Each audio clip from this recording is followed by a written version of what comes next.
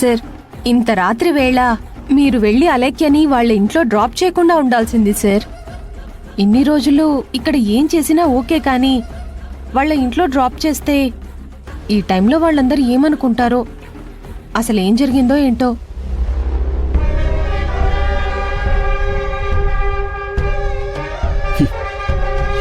ఏం జరగదని నాకు తెలుసు ప్రియా. ఏం జరుగుతుందో చూడాలనుకుంటే కొద్దిగా వెయిట్ చేయి. జరగబోయే ఇంట్రెస్టింగ్ సీన్ ఇక్కడ మన ఇంట్లోనే చూద్దు గాని.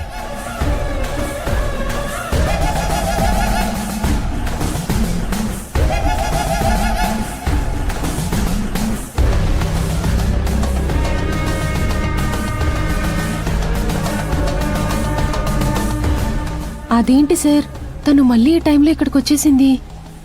చెప్పాను కదా ప్రియా, సీన్ ఇక్కడే చూడబోతున్నావని.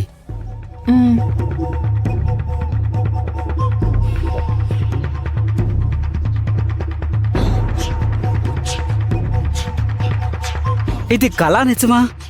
నాకేం అర్థం కావట్లేదు అలేఖ్య. నీ గురించే ఆలోచిస్తున్నాను. నిన్ను ఆ ఇంట్లో వదిలిపెట్టినప్పటి నుంచి నాకు చాలా టెన్షన్గా ఉంది. టెన్షనా? దేనికి రాజా? నిన్నింటి దగ్గర డ్రాప్ చేశాను కదా, ఆ విషయం మీ ఇంట్లో వాళ్ళకి తెలిసి ఏమైనా అన్నారేమో అని. ఎందుకంటే వాళ్ళు ఛాన్స్ కోసం కాచుకొని ఉన్నారు కదా. చూడు రాజా, నా గురించి నువ్వు ఆలోచిస్తున్నందుకు నాకు చాలా హ్యాపీగా ఉంది. కానీ అందులో 1% కూడా మా ఇంట్లో వాళ్ళు నా గురించి ఆలోచించడం లేదు. ఒక్కొక్కరు నన్ను సూదులతో పొడిచినట్టు పొడిచారు. అసలు వాళ్ళే నన్ను సరిగ్గా అర్థం చేసుకుని ఉంటే నేను మళ్ళీ తిరిగి నీ దగ్గరికి వచ్చేదాన్ని కాదు కదా.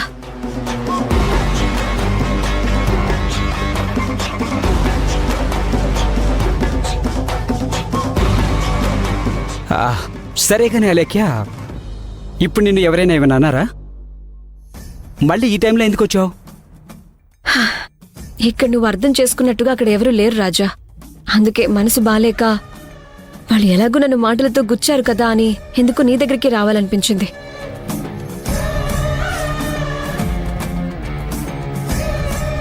అయినా అంటే అనుకోని రాజా, ఏం జరిగింది ఇప్పుడు? డ్రాప్ చేశావు, అందులో తప్పే ఉంది. అయినా నీ టాపిక్ తెచ్చారులే. ఒక్కొక్కరు మామూలుగా మాట్లాడలేదు. అందరికీ ఎలా చెప్పాలో అలా గట్టిగా ఇచ్చి పడేశా.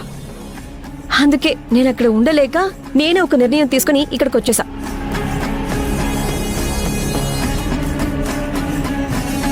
సర్లే, ఆ ఇంట్లో వాళ్ళ గురించి తెలిసిందే కదా, వదిలే రాజా.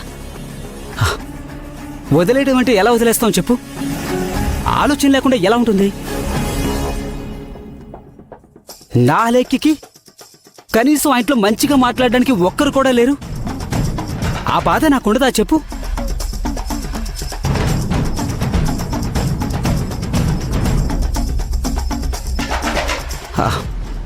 అయినా ఇంతవరకు నువ్వేమీ తినకుండా ఉన్నట్టున్నావు. నీకు డిన్నర్కి ఏం ఆర్డర్ చేయాలో చెప్పు? ఏం వద్దులే రాజా, ఇందాక మనం బయటికి వెళ్ళినప్పుడే బాగా తిన్నాను. నాకింక ఆకలిగా లేదు. కాసేపు మీతో మాట్లాడేసి వెళ్తే ప్రశాంతంగా ఉంటుందని వచ్చాను, అంతే.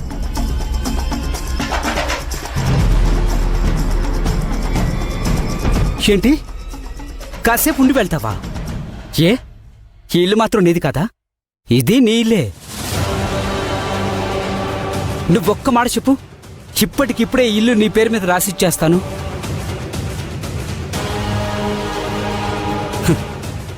ఇది సింహరాజా ఇల్లు అని చెప్పుకోవడం కంటే అలేఖ్య ఇల్లు అని చెప్పుకోవడంలోనే నాకెంతో సంతోషంగా ఉంది.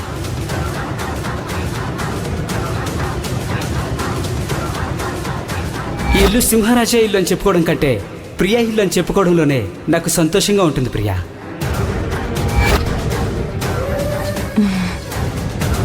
ఇదే మాట నాకు చెప్పావు, ఇప్పుడు అలేఖ్యకి చెప్తున్నావు.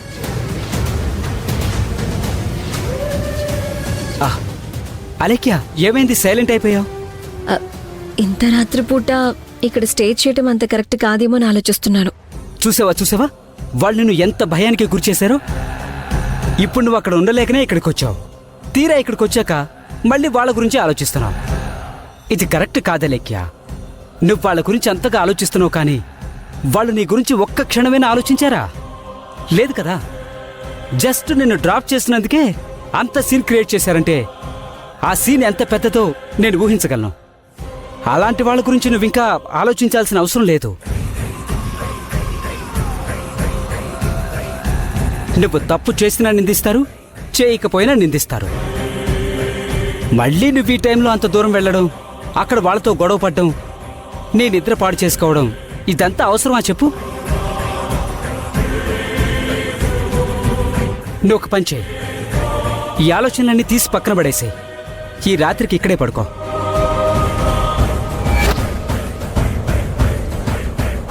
ప్రియా, అలేఖ్యకి దగ్గరుండి ఏం కావాలో చూసుకో. వెంటనే వెళ్ళి తన రూమ్ రెడీ చేయి.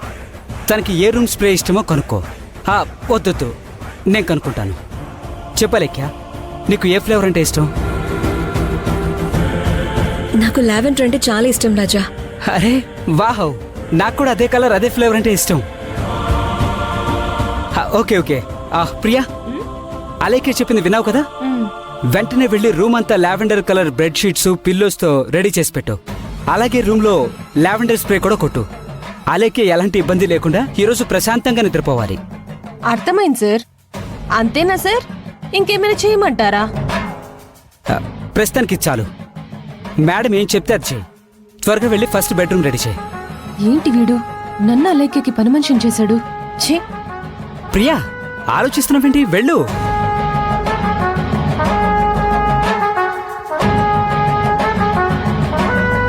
నిజంగా నా గురించి ఇంత కేర్ తీసుకునే వాళ్ళు నా లైఫ్లోకి వస్తారనుకోలేదు రాజా. చాలా హ్యాపీగా ఉంది.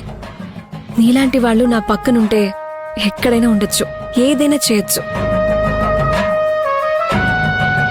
వావ్, నీలాంటి వాళ్ళు నా పక్కనుంటే అనే మాట నాకు ఒక మత్తులా అనిపిస్తుంది అలేఖ్య. అదే ఆ ఇంట్లో ఉన్నప్పుడు జైల్లో ఉన్నట్టు అనిపించేది నాకు. దోమలు కుట్టకపోయినా దోమలు కుట్టినంత బాధగా, ఇరిటేటింగ్ గా, చిరాగ్గా అనిపించేది నాకు. కానీ ఇక్కడ నిజం చెప్తున్నాను రాజా, పంజరంలో నుంచి బయటపడి స్వేచ్ఛగా ఎగురుతున్నట్టుగా అనిపిస్తుంది. నువ్వు పంజరం నుంచి ఎగురుతున్నట్లు అనుకుంటున్నావు, కానీ నిన్ను పంజరంలో బంధించబోతున్నానని నాకు మాత్రమే తెలుసు అలేఖ్య. అలేఖ్య, ఒక చిన్న కరెక్షన్. ఏంటి రాజా అది? నువ్వు ఎక్కడైనా హ్యాపీగా ఉండడం కాదు, నువ్వు కేవలం ఇంట్లో మాత్రమే సంతోషంగా ఉండగలవు. ఎందుకంటే ఇది నీ ఇల్లు, నేను నీ వాణ్ణి.